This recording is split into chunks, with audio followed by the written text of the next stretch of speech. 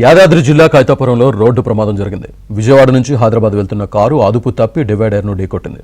ఎదురుగా వెళ్తున్న lorry sudden brake వేయడంతో దాన్ని తప్పించబోయి కారు డివైడర్ను ఢీకొట్టింది. ఈ ప్రమాదంలో ఏపీకి చెందిన ఇద్దరు డీఎస్పీలు చక్రధర్రావు, శాంతారావు మృతి చెందారు.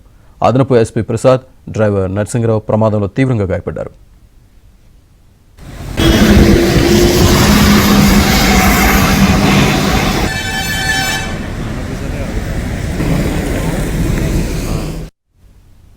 డీఎస్పీల మృతిపై ఏపీ సీఎం చంద్రబాబు సంతాపం వ్యక్తం చేశారు. ప్రమాదంలో అధికారులు మృతి చెందడం దురదృష్టకరమని అన్నారు. మృతుల కుటుంబాలకు సానుభూతి తెలిపారు.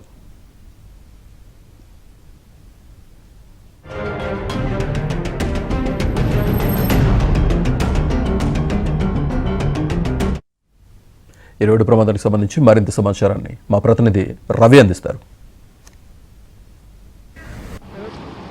ప్రస్తుతం ఏదైతే ఉదయం తెల్లవారుజామున జరిగి ప్రమాదంలో ఇద్దరు డీఎస్పీలు మృతి చెందినటువంటి హైదరాబాద్ విజయవాడ 65 జాతీయ రహదారిపై స్పాట్లో ఉన్నాం. మనం చూసుకోవచ్చు ఇక్కడ విజువల్స్లో ఏదైతే హైదరాబాద్ వైపు వెళ్ళడానికి ఉన్నటువంటి వాహనాలు చూస్తానికి ఏదైతే డివైడర్ రోడ్ క్రాసింగ్ ఉందో డివైడర్కి ఎదురుగానే డివైడర్ ఉండడం వల్ల కూడా కొంత వాహనదారులు కన్ఫ్యూజ్ అయ్యే అవకాశం ఉంది. కానీ ఎన్హెచ్ఏ నిబంధనల మేరకు ఏ రకంగా ఇక్కడ గ్యాప్ ఇచ్చినప్పటికీ కూడా స్పీడ్గా వెళ్తున్నటువంటి వాహనాలు ఒకసారిగా పక్కన వెళ్ళేటటువంటి వాహనాలు ఓవర్టేక్ చేయడం క్రమంలో కానీ సడన్ బ్రేక్ వేసే క్రమంలో రైట్కు తీసుకున్న క్రమంలో ఒకసారిగా డివైడర్ను ఢీకొట్టడం జరిగిన సందర్భాలు ఉన్నాయి. ఉదయం జరిగినటువంటి ఈ ప్రమాదానికి సంబంధించి కూడా సేమ్ అదేవిధంగా ఏదైతే ఆ క్రమంలో వెళ్తున్నటువంటి వాహనానికి ముందుకు వెళ్తున్నటువంటి వాహనం ఒకసారిగా అడ్డు రావడంతో రైట్కు తీసుకోవడం జరిగింది. రైట్కు తీసుకోవడం వల్ల ఇక్కడ డివైడర్ను ఢీకొట్టి మళ్ళీ విజయవాడ వైపు మళ్ళడంతో ఈ ప్రమాదం అయితే జరిగింది. చూడడానికి విజువల్స్లో కూడా కొంత కన్ఫ్యూజన్ అయ్యేటటువంటి మార్క్ ఇచ్చినప్పటికీ కూడా మార్కు యువతలకి వెహికల్స్ రావడం మాత్రమే ఇలాంటి ప్రమాదాలు అయితే జరిగినట్టే మనకు తెలుస్తుంది. ఇదే అంశానికి సంబంధించి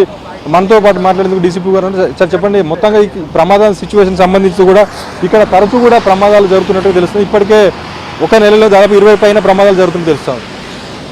ఇప్పుడు ఈ ప్రమాదం ఒక బ్లాక్ స్కార్పియో విజయవాడ వైపు నుంచి హైదరాబాద్ వైపు వస్తూ సడన్ బ్రేక్ పెట్టి డివైడర్ ఢీకొనడం వల్ల అవతలకి పడి లారీ మీద పడడం వల్ల యాక్సిడెంట్ అయింది. దీన్ని మేము ఎంక్వైరీ చేస్తున్నాము. మన ఇన్వెస్టిగేషన్లో ఎట్లా జరిగిందనేది బయటకు వస్తుంది. దాని తర్వాత క్లియర్గా మనకు అంటే నిత్యం కూడా మనం చూసుకున్న సంఘటన ప్లేస్ని గమనిస్తే నిత్యం కూడా వాహనాలు ఇక్కడ దాన్ని ఢీకొట్టడం జరుగుతూ ఉంది. కనీసం ఇక్కడ ప్రమాద సూచికలు కూడా లేకపోవడం కూడా ఇప్పుడు తాత్కాలికంగా ఇప్పుడు ఏర్పాటు చేసిన పరిస్థితి. మేము నేషనల్ హైవే వాళ్ళతో మాట్లాడి కరెక్ట్గా అన్ని సైన్ బోర్డ్స్ ఏర్పాటు మేము కూడా చేయించినాము. ఇంకా ఫర్దర్ ఇటువంటి కాకుండా మేము తగు చర్యలు తీసుకుంటాం. అంటే మితిమీరినటువంటి స్పీడ్ కూడా ఉంటుంది. ఇక్కడ రోడ్ క్రాస్ చేయాలంటే కూడా ఆ పక్కన విలేజ్ వాళ్ళు కూడా ఇబ్బంది పడే అవకాశం ఉంది. దీని పైన ఫర్దర్గా ఏమైనా ఇలాంటి ప్రమాదాలు చోటు చేసుకోకుండా ఏమైనా చర్యలు తీసుకునే అవకాశం ఉందా? ఏమన్నా నేషనల్ హైవే వాళ్ళకు మేము మాట్లాడతాము.